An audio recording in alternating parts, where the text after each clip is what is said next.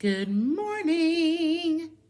So, it is September the 14th. It is 8:35 a.m. Tomorrow is sleeve day, y'all. So, I come back to tell you all on this video today about how this liquid diet has been going. It's actually been going though. Like, it's not as tough as you think it is.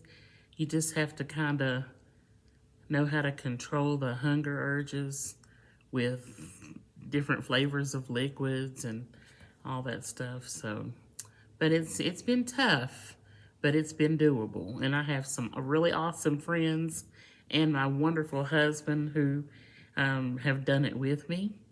My husband's done it with me since we started the low carb back on August 1st, and then he did the liquid too. And then my friends from out in the Charlotte area told me last week that on today they're going to do liquid for 24 hours to support me in my surgery. And that just made my heart so warm. No, I really appreciate them. They are some awesome ladies, y'all. And we have so much fun together. So, but anyway, forgive me for these two friends of mine that I have here this morning. I woke up and there they were. They weren't even invited. So, anyway, tomorrow's sleeve day. How do I feel about that? Everybody, first thing they ask me is if I'm nervous. And I'm not nervous until they ask me that. So stop asking me if I'm nervous. But no, I'm not nervous. More than anything, I'm excited because it's been a long journey. As far as the steps to get to the point to where you can actually get a surgery date, Lord have mercy. It has been, I think I had my very first appointment I talked to my primary care the first time and told her that I wanted to do the surgery in December last year. And then my first appointment with the surgeon was in January. So it's been a long process, y'all. And I think I named everything that you have to go through in those steps in the last video. So I'm not going to go through those again. But I did leave out two of those things that I had to do that I forgot to mention, is you also have to go to group meetings. I did one group meeting with a group of people who are also getting ready to have the surgery like me. And I did another group meeting with people who have already had the surgery. And they told us about how their surgery experience was. And then I had another group meeting where a group of us got together and watched a video of the surgery and the expectations before and after the surgery and all that. And all that was part of the stuff that I had to do to get to this point to where now tomorrow is surgery day. And if you're just watching this video, it's a lot more than those steps I just mentioned. Everything else I had to do, I talked about in the first video, where I started to explain the reason I decided to do the weight loss surgery. So go back and catch that video, if you will. Also, while you're here, you might as well just go ahead and click like. I mean, what else do you have to do? Click like on the video. Thank you, thank you, thank you. So, but no, I'm not nervous about it at all. When I very first thought of weight loss surgery, I was nervous about it. I was nervous to be put to sleep or to be vented and put under. But then I thought about it and I thought, well, why am I nervous about it now? Because I had kidney stone surgery a couple of times and they did the same thing and I just never thought nothing of it. I just went and had the surgery and came home, you know. And then also when I had my endoscopy, which was part of the steps to get to the weight loss surgery, where my sleep apnea is so bad, they tried to just do a general sedation on me, or like a sedation where you don't get vented or anything. You're just sedated for the surgery.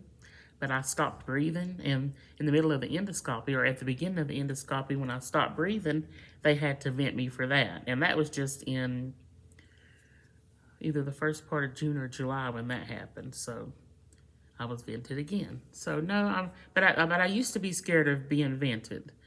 I mean, whatever you go through anyway, if you vent it and it works out, congratulations. If you get vented and it doesn't work out, it's God's will. Nothing you can do about it anyway.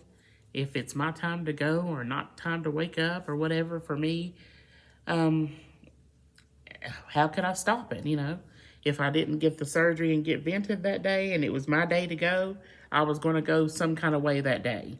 And that's just what it is. So anyway, so no, I'm not nervous. I'm excited to get it over with, excited to take the post-journey steps, excited to start seeing results, and just excited for the overall quality of life change. So I'm really excited about it. I'm excited for the things that I'll be able to do more of and do better and all those things. So those things mean so much to me that it definitely weighs out any opportunity for nervousness. So I'm not nervous. I'm just ready. So tomorrow morning, my surgery will be at 7:30. I have to be at the hospital, though, at 6:30 or 6:45. I got to check my paperwork again because I forgot. I think it's 6:45, though. And, honey, this is all just looking rough over in here. What is this? But anyway, this is all looking rough over in here. It might be time for Mother Nature to come through and take her course for the next couple of days. Lord have mercy. But anyway, so I got to be at the hospital at 6:45. Surgery's at 7:30. The procedure or the surgery can last anywhere between an hour and 2 hours. Recovery after surgery can be up to 4 hours. Now, this is not set in stone, any of those numbers, because everybody's experience is different. Everybody's surgeon is different. But those are my numbers I was given for me. So recovery, they'll just check your vitals, watch you, make sure you're breathing right, keep a watch of your pain levels and all those different things. Make sure you immediately get up and start walking and moving around to avoid blood clots and all that good stuff. Also, they pump you full of gas for the surgery, and they say that the feeling of the gas in your chest and shoulder area is hellacious, like really painful. And this is what's funny about that. I got to tell y'all this. And I know that it is because now I know what it was, and I'm going to tell you what I'm talking about. When I had the endoscopy and they ended up venting me, I got home, and on the way home, I kept telling my husband, I said, my chest feels weird. Like, it's really hurting. And as the day went on and stuff, the night went on, it got more and more painful. And so, like, it was so painful the next day after the endoscopy that I told my mom, I said, I think that when they vented me, they must have had to do CPR or something on me because my chest feels like somebody has been, like, really pressing on it hard, and it feels just really sore and bruisey, like. Come to find out, honey, that's that gas that everybody's talking about in these support groups that I'm in for the gastric surgeries and all that. The gas they pump you with, it's not gas like the type of gas as if you need to pass gas or that type of gas. It's another kind of gas they use for surgery so that your insides will expand and they'll have more room to work with in there while they're in there. And most of it ends up in this area. And honey, it is really, like, seriously painful. I was just like, if they had to do CPR on me and pump my chest and all that, why wouldn't they tell me that? I was going off. And that ain't what it was, honey. It was gas. And so, anyway, but they say that walking helps with that. I didn't know that until now, but you just walk. And the more you walk, then you'll be relieving the gas from up in this area. And they say that by the next day or halfway through the next day, that it's much relief and you're all better from that. So anyway, well, that's about it, really. I mean, I don't want to be on here and be long-winded because it is what it is. Tomorrow's surgery day. I do have some stuff that I have to go buy at the store today. I made myself a little list of things that I'm going to have after the surgery to make sure that I have them at home, and I'm going to tell you all what those are. Some of them anyway. I won't bore you with the list. I did go ahead and put on this list Gas X Extra Strength Chewables because somebody in the support group I'm in said to have those even though it's not that kind of gas. So I'm going to get those anyway. Flintstone multivitamins with iron. I'm going to get some calcium citrate with vitamin D, B12, liquid adult strength Tylenol, Tylenol dissolvable packs, and some milk of magnesium, and some sugar-free popsicles. Because the only thing that I will be able to have pretty much right after the surgery for a bit is water, popsicles, clear liquids. Because you got to keep in mind, the surgeon has gone in. First of all, he's placed 3 or 4 holes in the top of your stomach, gone in laparoscopically, and worked these tools and instruments to clear out the fatty tissue and fatty bags from around the stomach area. Then cut the stomach, like 80 to 85% of the stomach off, and then remove it through one of the little holes that he made in the top of your stomach, and then goes back in and proceeds to staple the new sleeve that is left, that is made to be your whole stomach, which is really a piece of your old stomach, you know, the piece that's left. So he's gonna go staple, and just staple it closed, and then he goes back over top of the staples with some sutures to make sure that it's closed really tightly so there's no leaking, no bleeding, and all that kind of stuff. And so that's how the procedure goes. That's what's done when you have this surgery. And so pretty much it cuts your stomach to be pretty small, and that's what you have to work with afterwards. So they say the biggest portion of your weight loss takes place within the first month or 2. I guess it's because your body's adjusting to the fact that you can't really eat anything because your stomach is healing.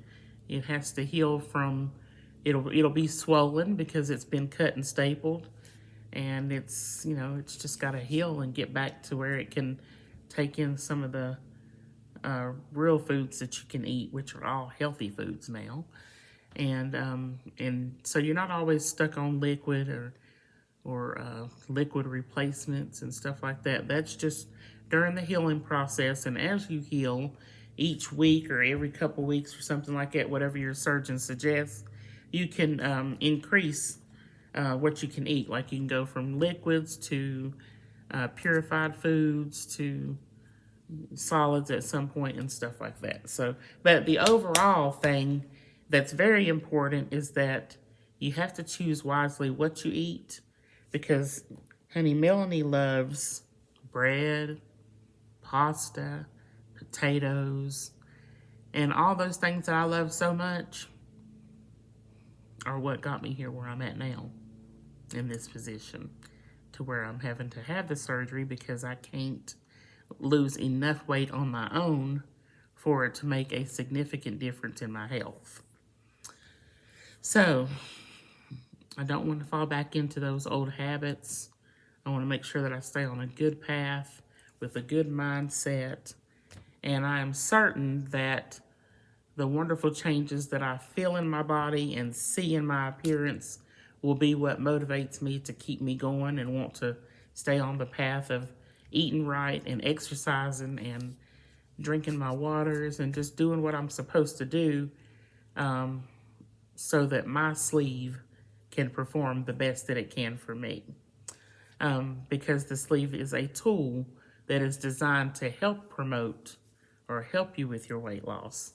You know, you got to still do the work, but it's going to take off the biggest part of it for you in the beginning, and you have to maintain it. So that's how it goes. So anyway, trying to think if there's anything else that I want to tell you all. And the more I look at myself, honey, with all this, I just want to go in here and do a skincare regimen in this bathroom. But I appreciate y'all watching. I will do a video, if I can remember, in the morning. Not when I'm on the way to the hospital and all that stuff, because I said in the last video that or in the first video, that I would do one when I went to my pre-op appointment. That was kind of boring, so we didn't miss nothing there. Just went through paperwork and instruction and all that stuff. So tomorrow, though, I will do a video, if I remember, if I think of it, when I get back in the area where I'm being prepped for surgery, until they will not let me have my phone anymore. Then I will stop videoing. But I just want to give you all the best of my experience that I can, share it with you, share it with others that might be interested at some point in doing the surgery. And so that is all I have for now. I will disconnect this call and talk to you guys tomorrow morning. Wish me luck. Say a prayer for me.